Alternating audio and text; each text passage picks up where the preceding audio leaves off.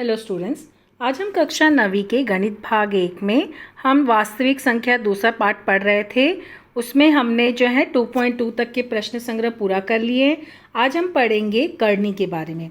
देखो, धन परिमेय संख्या का मूल, ये तुम लोग जो है आठवीं कक्षा में पढ़ चुके हो। वहाँ पे तुम लोग कैसे निकालते थे मूल।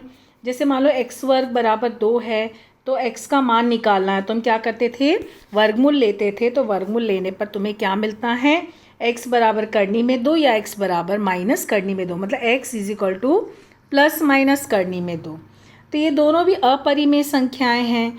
तो यहाँ पर n धन पूर्णांक संख्या, यदि n जो है धन पूर्णांक संख्या है, x खाते n बराबर a हो तो x या a का nवां मूल है ऐसा कहा जाता है। और यह मूल जो है परिमेय या अथवा अपरिमेय संख्या होती है।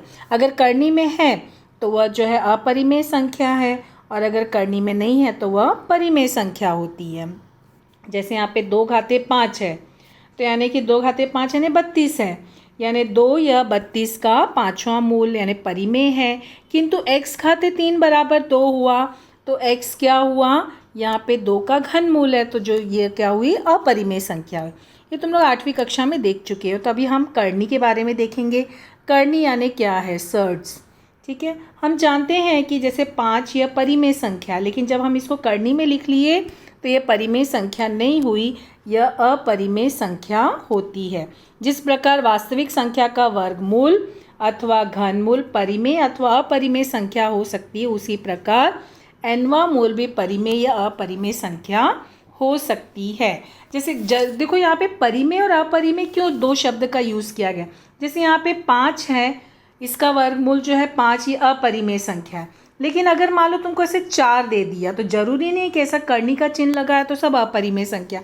4 का देखो वर्गमूल हमको 2 मिलता है, तो इसका मतलब ये क्या हुई, ये परिमेय संख्या, ये अपरिमेय संख्या। इसलिए यहाँ शब्द का यूज़ किया गया है परिमेय अथवा अपरिमेय संख्या।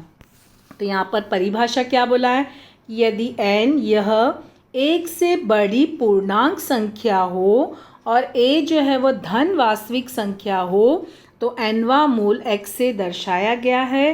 तो x खाते n बराबर a, अथवा यहाँ पर देखो ये दिया n a बराबर x, ऐसा लिखा जाता है। a या धन परिमेय संख्या हो, a का nवां मूल x अपरिमेय संख्या हो तो यह करनी है ऐसा कहते हैं। क्योंकि अगर अपरिमेय संख्या हुई तो ही वो करनी में होगी। ठीक है, a का nवां मूल x अपरिमेय संख्या अगर है तो ही वह करनी की संख्या है। और अगर इसका जो है वर्गमूल, अगर ये जो है तुम्हारा जो है करनी वर्गमूल पूरी तरह से ज्ञात हो जा रहा है तो फिर वह परिमेय संख्या होती है, करनी तब नहीं होगी। करनी की संख्या कब होगी, जब वहाँ पर करनी के अंदर होगा, इसका वर्गमूल नहीं निकलेगा। और यह जो है 1 से बड़ी पूर्णांक संख्या, ये n जो है n 1 से बड़ी है, n जो होगा वो 1 से बड़ा होगा। ठीक है, ये ध्यान रखना, तभी तो वर्गमूल निकलेगा ना। तो n करनी में a या करनी संख्या हो तो करनी, इस चिन्ह को करनी का चिन्ह कहते हैं। ठीक है, और संख्या n को हम क्या करते हैं, उसका करनी का घात कहते हैं। जो n है वो करनी का घात है और a जो है वो कर्निस्थ संख्या है।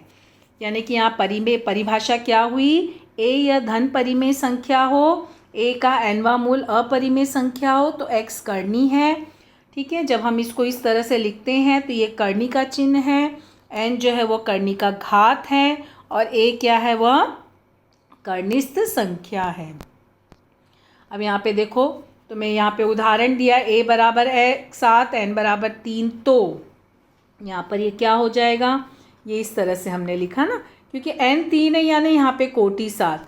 ध्यान देना, इस तरह से नहीं लिखना, ये हुआ तो मतलब ये क्या हुआ, 3 गुणे करनी में 7 है, लेकिन यहाँ लिखोगे तो यानी ये इसका जो है घात हुआ, करनी का घात हुआ। ठीक है, तो यहाँ पर ये करनी है क्योंकि ये अपरिमेय संख्या है, ये अपरिमेय।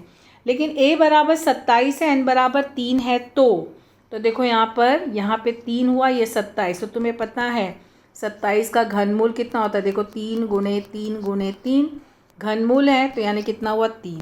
तो यानी 27 का घनमूल 3 होता है, इसके लिए करनी की संख्या नहीं है। तो करनी की संख्या है या नहीं वो ध्यान में रखना। इसके ऊपर तुम्हें आगे जो है सवाल मिलेंगे प्रश्न संग्रह में, तो अगर वह जो है यहाँ पर ध्यान देना करनी के घात में। इसके अलावा यहाँ पर एक दिया है कि ये देखो, ये दिया, ये करनी है या नहीं क्वेश्चन पूछा है। तो देखो यहाँ पर ये 8 है, 8 का घनमूल क्या होगा 2, तो इसका मतलब यह परिमेय संख्या है। ठीक है। फिर उसके बाद तुम्हें यहाँ पे बोला है, यहाँ पर एक और दिया है संख्या इस तरह से, इस पर विचार करो। तो देखो a बराबर 8 है और n घाते 4 है, तो यह चौथा घात नहीं है, तो ये करनी। ध्यान देना, देखो यहाँ पे घनमूल 8 था, तो 8 का घनमूल जो होता है 2 होता है, इसके लिए ये करनी नहीं था। लेकिन 8 का यहाँ पे क्या हुआ, चौथा मूल है, तो 8 का चौथा मूल तो नहीं निकलता ना, इसका मतलब ये क्या हुआ, यह करनी है। ठीक है। यानी सिर्फ 2 घात वाले अर्थात 3, 7, 42 आदि करनी का विचार करने पर 2 घात वाले करनी को हम कहते हैं वर्गीय करनी कहते हैं। तो यहाँ पर तुम लोगों को जो है इसी पर जो है सवाल हल करने हैं। हम जो है अगले वीडियो में देखेंगे प्रश्न संग्रह 2.3 का पहला और दूसरा सवाल करनी की संख्या है या नहीं और करनी की कोटि इस पर आधारित है।